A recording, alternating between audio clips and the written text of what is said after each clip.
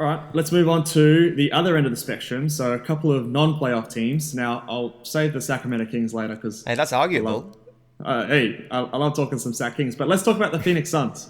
Not a Now, playoff team?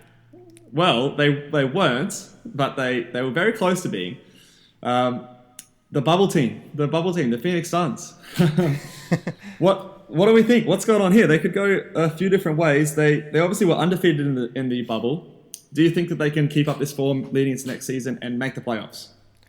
The 8-0 bright future Suns. Can they The keep it bright up? future Suns. Yeah.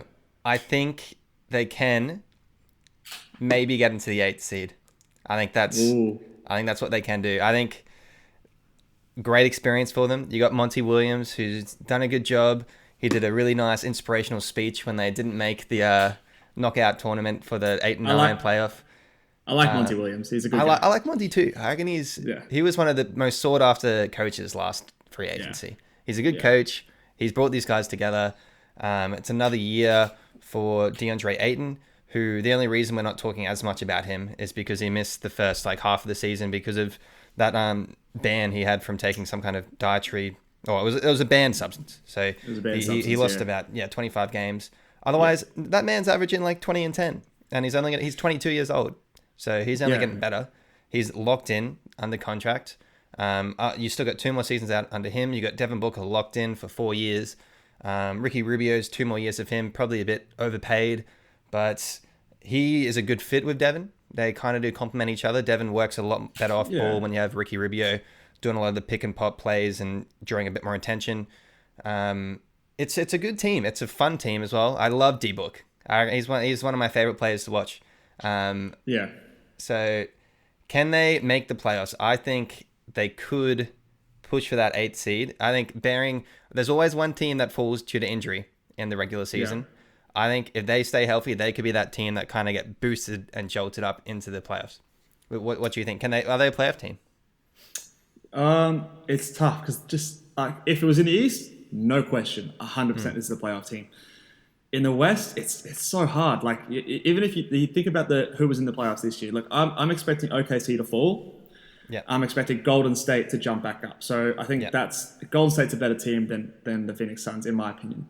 So I would pick them over these guys. So you're requiring another team that was in the playoffs this year to fall out. And I'm just trying to think who that team is. Is it Portland? I don't think Dallas falls out. I think they continue to get better. They were the bottom 2 seeds. You think about Dallas and Portland were the bottom 2 seeds in the West, and they're great teams. So it's who drops out? Is it do the Rockets just completely implode? It's a possibility. These are all scenarios that happen. Perhaps Utah. I don't know. It's so hard. Look, they're a top 9 team for sure. It's so hard. I think. Maybe in it is my Utah. opinion, Maybe they tried to get rid of Rudy and go for a bit more of a youth. Maybe they do drop. Yeah, Rudy's expiring. That's a good. I'm gonna go out. Yeah. I don't know. That's a good kind of potential target some teams could go after. By the way. Yeah, I'm actually gonna go on a limb, and I'm gonna say that they do make it. And I think, and this is very early, and I don't want to be held to this at all, but I'm gonna say that the Portland Trailblazers are the ones that drop out. When I compare the Portland Trailblazers and the Phoenix Suns, they're actually almost similar in my book. I think that the Phoenix Suns are just almost a younger version of the Trailblazers. Now, you could say that Nurkic didn't play for most of the season last year, and that's why they weren't as good as they potentially could have been. But then, like you said, DeAndre Ayton missed 25 games for this team, and they're also getting older. They're getting more experience. They're getting better. They're a younger side. So they're going to improve naturally just within the system. And, Devin Booker, Damian Lillard as their 2 best players. I think Damian Lillard still is a better player at this stage, but I think Devin Booker is closing that gap. And if he starts to work on that range like Damian Lillard has, you better look out. He's someone that you could watch, maybe not next year, but in the future years as look, he's 23. Devin Booker is 23 years old. That is crazy. Yeah, he is still so young. Ridiculous. I think who's that? Obi Toppin is getting drafted this year, and he's going to be a top 10 pick, and he's 22 years old. Are you kidding me? This guy is so young and still has so much more time to get better. it would not shock me at all if he comes out next year and has an MVP, top 3 MVP type season. Like, it wouldn't shock me at all. And let's not forget that Kelly Oubre... To be a top 3 MVP, you have to be up there in the standings there. You do. Unless so you're Russell Westbrook. What are you predicting for Phoenix? Well, I don't know. Number 2 seed. The 8-0 bright future Suns. Look, I think that the difference between like the top, I want to say like between the 4th seed and the 8th seed, I think it can go really quickly. I think there's a clear like top 3 teams. Maybe Golden State edges into that discussion, depending on how well and how quickly they can gel back into things. But I think that top like 4, or like the 4 through 8, you can mix and match, and it might only be like a couple of games that separates those teams. So, unless your name's Russell Westbrook, you're probably not getting the MVP from outside of the top 3 teams. But I do want to point out that Kelly Oubre, one of their, bright young players that played on the team, didn't even play in the bubbles. He didn't even play in that team, and yet they still went 8-0. Now, this has caused a few people to question whether or not they're better without him and if they should trade him. What is your opinion on how Kelly Oubre fits into this team? I like Kelly Oubre. He put up about 18 points a game, I think. I think he can defend as well. He's long. He's got that kind of energy, kind of attitude. He'll make some players that'll pick other guys up. Big blocks, big steals, kind of thing. I like him. You have to bring him back. Well, you've got him for next year. You got him for next year. He's on the team next year. Yeah. The one concern, I guess, with him is the injury. He had a pretty bad knee injury, so he's young. I think he'll be good. Yeah, I think he should be good. I think he'll be good coming into next season. Yeah, he should be fine, but we need to see that actually, happen and then do the eye test. So I would definitely put a bit of stock in Kelly, and if it doesn't work out, then you can move him at the deadline if you really wanted to, but I wouldn't suggest it. Yeah, look, I agree. I actually really like Kelly Oubre. Like, I think the sentiment that they're better off without him, I think just doesn't make sense to me. Like, he's a guy that can go out and get you a bucket. He's made some clutch shots throughout the season last year. Like I said, he's long. He has the potential to be a good defender in the league. He probably gambles maybe a little bit too much at this stage, but like I really like him. And he's 24 years old again. So like their best 3 players are 23 in Devin Booker, 24 in Oubre, and 22 in DeAndre Ayton. Like those are young players that you can build around. I guess the only question mark in this starting 5, obviously you've got Rubio at point guard as well, is their 4 position. So they had stretches where they played Aaron Baines and Ayton together. Frank Kaminsky came in there. Dario Saric is there. Both Baines and Saric are off the books, and you can re-sign them. You've got someone like McCall Bridges who might be able to come in and play like a small ball 4. What do you do with that position if you're the Phoenix Suns? Like, is there a free agent that you look to go out and sign? What do you think there? I think you do bring. I don't know. I'm not too sure what the market's like for Baines now that he's 33.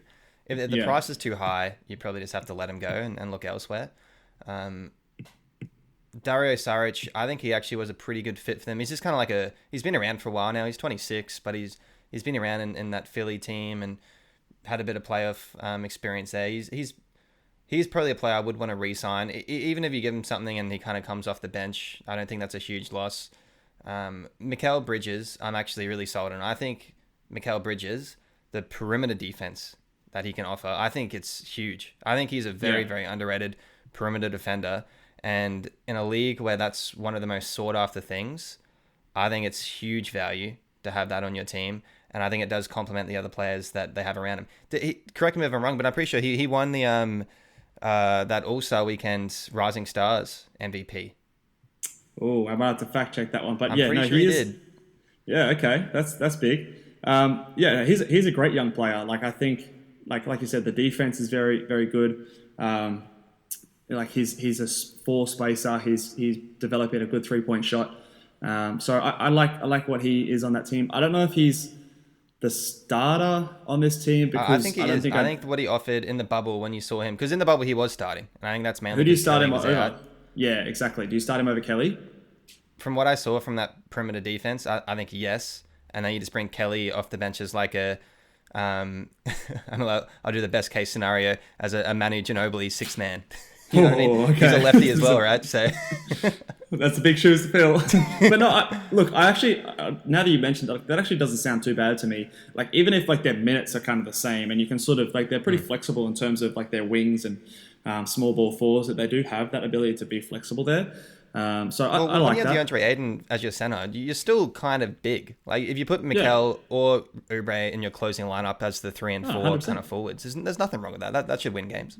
Yeah, 100%. I rate it, and you can even play some lineups where Devin Booker's your point guard, and you move, Oubre to a shooting guard, and like they've got lots of flexibility on this roster, which I really do like. They've also got that guy that they drafted last year. What was his name? Cameron Johnson. He looked all right last year as a shooter. They've got lots of shooting on this team, so I do really like this roster and how well that they how much flexibility they have. One interesting name I want to throw out to you is Jeremy Grant as a free agent signing. Now you're taking him off a rival Western Conference team. I think Jeremy Grant would be perfect on this team, like an underrated signing, like as a guy who can shoot the ball. He can guard bigs. He can guard wing players. If you want to legitimately be a contender or challenge those top teams, you need someone like that who can guard a LeBron James, or you can guard an Anthony Davis or Kawhi. I think Jeremy Grant is at least able to do that better than anyone on this roster, I believe. So I think that should be a type of player that they're looking to go after, and maybe throw some money his way, because I think they've got the young pieces. Obviously DeAndre Ayton's still on a rookie scale contract. They're losing some money from Aaron Baines and Dario Saric and the likes of that. They can deny the team option for Cheick Diallo. I think they would have enough space to go out and sign someone like Jeremy Grant to a decent contract.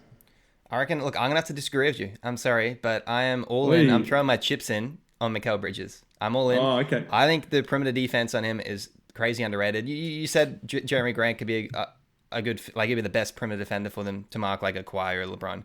I think Mikal Bridges can be that dude, straight up, and I don't want to hinder his development. It can't hurt to have more than one. That's true.